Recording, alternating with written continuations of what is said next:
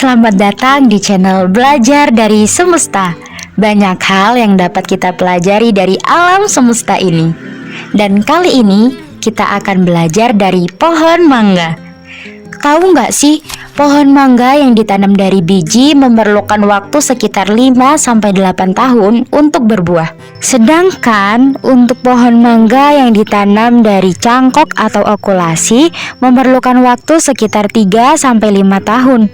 Dan nggak sampai di situ, ternyata menunggu dari fase bunga ke fase buah yang siap panen masih memerlukan waktu sekitar 3-6 bulan. Merupakan waktu yang nggak sebentar, tapi kita bisa belajar tentang kesabaran dari menanam pohon mangga.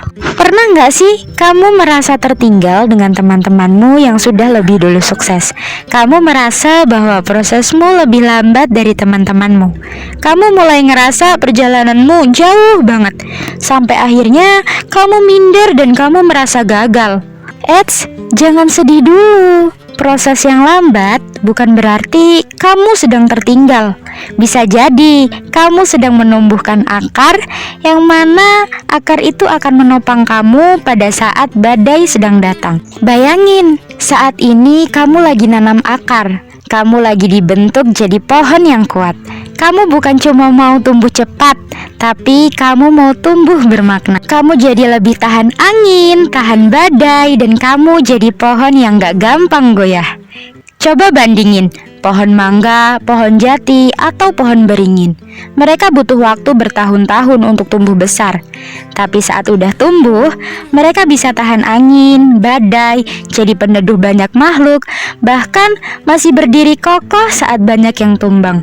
Sementara tanaman seperti tomat, cabai, atau bayam tumbuh super cepat, panen dalam hitungan minggu. Tapi setelah itu gampang layu, gampang tercabut, hidupnya pendek, dan harus ditanam ulang. Dalam hadis riwayat Bukhari Muslim menyebutkan bahwa setiap musibah yang menimpa seorang muslim, termasuk sakit dan kesedihan, akan menghapuskan dosa-dosanya selama ia bersabar.